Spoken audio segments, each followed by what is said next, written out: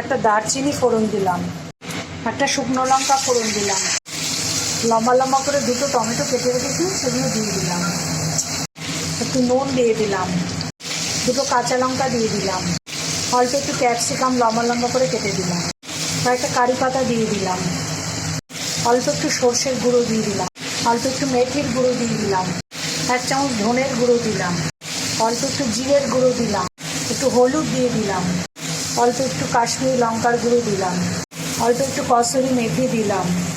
এবার ঢ্যাঁড়সগুলো লম্বা লম্বা করে মাঝখানটা চিড়ে দিয়ে দিলাম।